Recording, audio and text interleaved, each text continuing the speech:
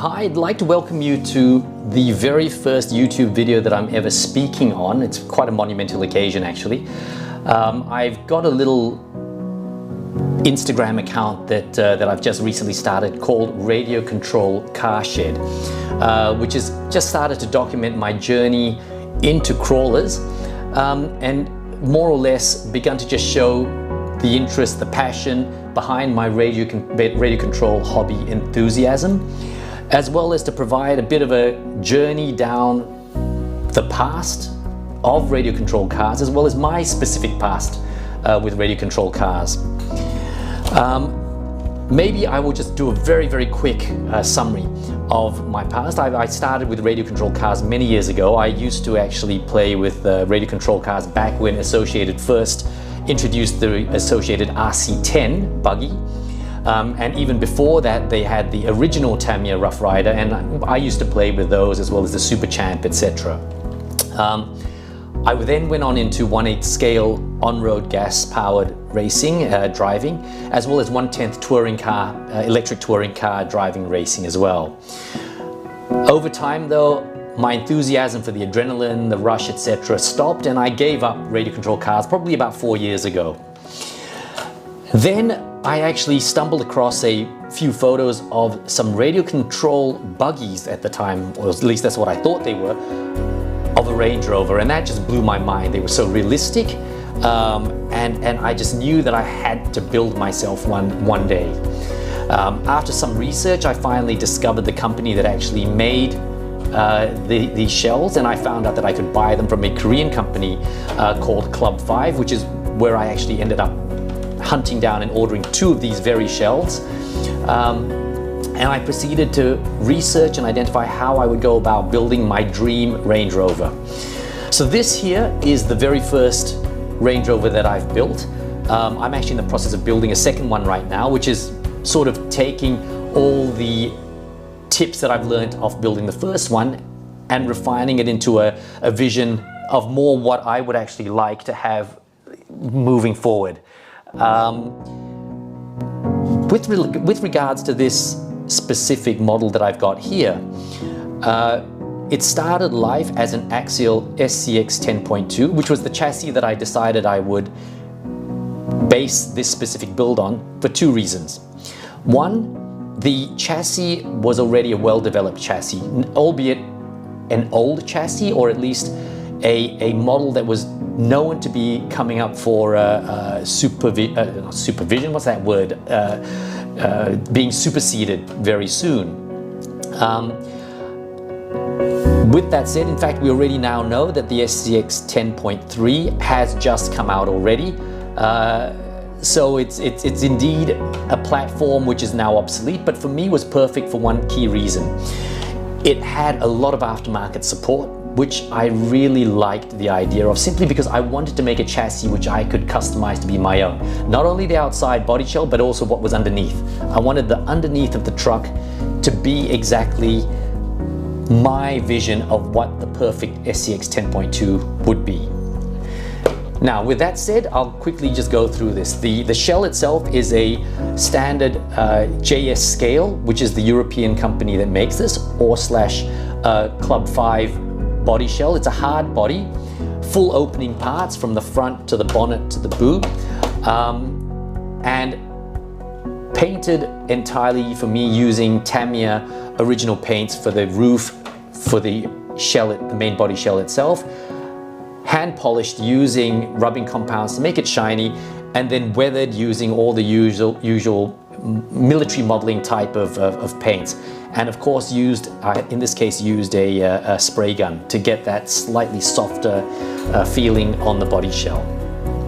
Internally, if we look at it, there's a full internals here, but the internals do also actually have intrusions, unfortunately, which in this case is a receiver box, and somewhere under here you will actually see there's a hump with some cloth.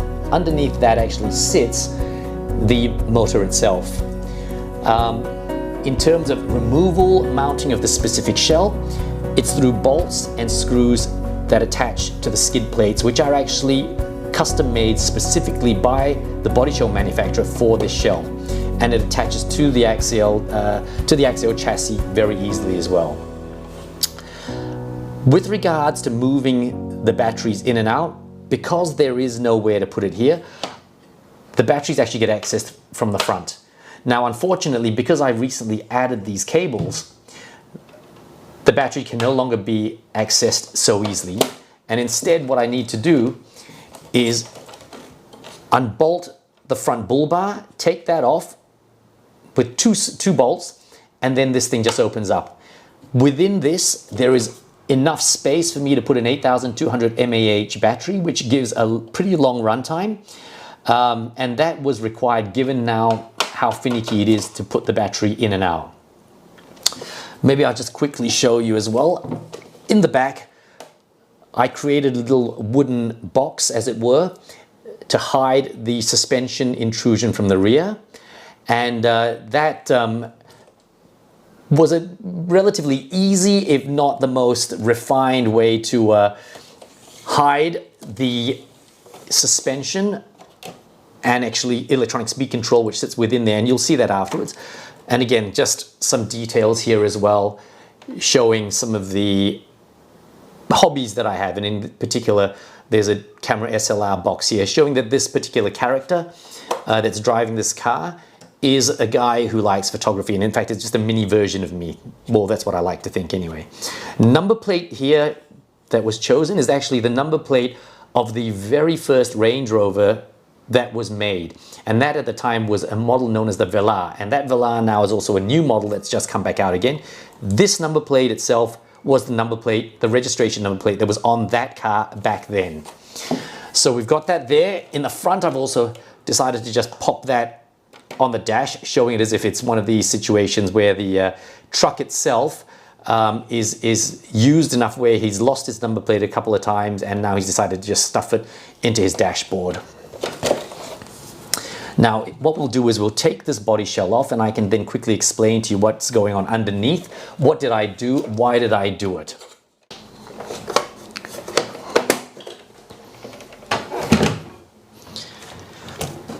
If we look underneath in the chassis, you can see that not much is left of the original Axial. And in fact, probably the only remaining pieces left are the two chassis rails from Axial itself. Other than that, everything else has been changed. Well, no, I lie. There is also the linkages which I've left original, which is quite ironic given that almost everyone changes all the linkages on the Axial because they are a known weak point, especially the end points of it. But given how this truck was not going to be used very hard, I decided there was no need to change the links. Other than that, we've pretty much got everything else changed. We've got a repositioned front servo using a GRC conversion. That allows me to also place a battery flatter, which provides some degree of better center of gravity. These are the skid plates that actually came with the body shell, allowing the body shell to mount directly to these points here. And that's very, very convenient, because that way I don't have to use magnets, which would have fouled essentially the ability to open the front bonnet as well as close it. I've also got Samix upright shock absorber mounting points front and rear. Cross brace here. I've removed the cross brace at the front. Why? Because the battery then can more easily go in and out from the front bonnet. Besides that, we've got a Tekken Rock 412 3100 kV. Didn't need top speed. Again, it's all about slow speed, videoing it. This truck for me, I really didn't want excessive speeds. If I want excessive speeds, really I would more likely play with my 1/8 on-road or 1/10 touring cars. And again, I may do a slightly faster truck the next time around, and that second generation Range Rover, which I'm building now, may run something which is closer to a 4,000 odd kV, but again, not crazy speeds. Uses a Tekken RX4 ESC. Besides that, we've also got the wiring, which, as you can see, I didn't have enough foresight because I ended up having to use a whole lot of extension cables. I should have just used longer wire all the way from the start, but we live and learn. In this case, the wires are all mounted such that from the front, open up the bonnet, and straight away I've got access to the battery, plugging in and out. We've got underneath, you can see the cross braces, which are the Samix cross braces at the back. We also have got Vanquish portals front and rear. Beautiful works of art. I love them enough that I'm using another set as well of these Vanquish portals in my second build of the Range Rover, which I will video at some point in the near future. I've got Hot Racing front and rear center drive shafts. Tied to that, actually, we've got a Hot Racing transmission. Uses hardened gears inside here as well. And it's linked up to a Vanquish Atlas transfer case.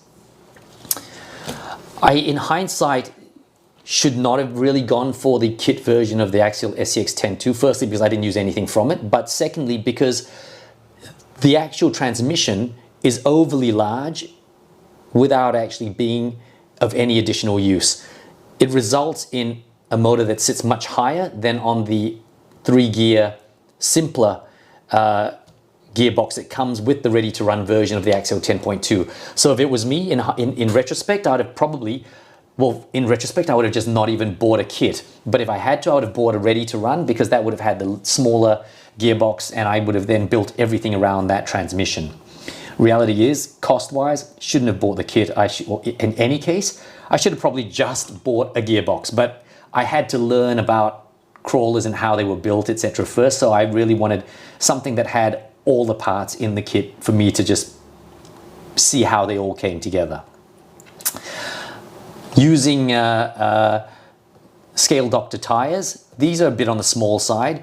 They look good for realism, but I think in terms of handling, they're really not that great. The sponge that came with them were very soft, and I ended up using the sponge off my, I've got another Vanquish VS410 Pro truck, and I took the sponge out of the kit and actually put that into these tires. Electronics wise, I've got a Futaba radio, Futaba 4PX, which I've used for many, many years on all my other radio control cars. And that is also controlling this specific vehicle. It's got 4 channels, which is enough for these purposes. At some point I may need more channels if I want to get more complicated, but for now we're happy with it. Probably overkill here is the ProTech RC370 servo. I really didn't need that, given that I'm not really crawling, I'm more trailing. But still, it was nice to have. Probably won't overdo it quite so much in future builds. We'll wait and see how that goes. But it's always nice to know you've got what you need if you ever need it. That's pretty much where it stands today. I will actually be looking to change the front and rear axles very soon. I've just bought myself a set of extra speed portals. Now they look very similar, in all honesty, to the to these Vanquish portals. I will be using the original Axial gears within them, which is just for the central diff area. And I guess the reason I want to try that out is I just want to see, look, for all the extra money you pay for these Vanquishes, are they really that much better? I've already had a look at those extra speed axles, and I've got to tell you, they look very, very good. Price-wise, they're very cheap as well, by comparison. So time will tell. I will run a video explaining that modification as and when I do it. And that'll be interesting to see how that goes. Anyway, I do hope you all have enjoyed watching this, and if nothing else, actually, this is a good documentation for me of my very first crawler build. And if you all would like to see this specific crawler moving, I have just got one other video at the moment on my channel that actually I took recently. Very short video just showing this specific truck in action. You will see me doing some other changes, as I've mentioned, to the axles. I will be changing the shock oil as well. I will be rebuilding the shocks because they leak terribly at the moment. Oh, and I did mention, actually, yeah, these are Samix shock bodies as well. Didn't make a world of difference. The seals were a very big weak point of the shocks, and I will have to address those, and I will do so. I hope you've enjoyed it, and I do look forward to continuing to record the progress of this specific truck, as well as my other trucks. and perhaps even start showing some of my other radio control vehicles in my collection, just to show the variety that the radio control world has to offer. But crawlers are definitely the #1 priority for me now, and I do hope you've enjoyed watching this as much as I've enjoyed taking the video for you all. So do take care in the meantime. These are crazy times. Stay home and do fix these things up and do enjoy them, because there's nothing better than working on a crawler when you're home and you're confined. Take care, everyone.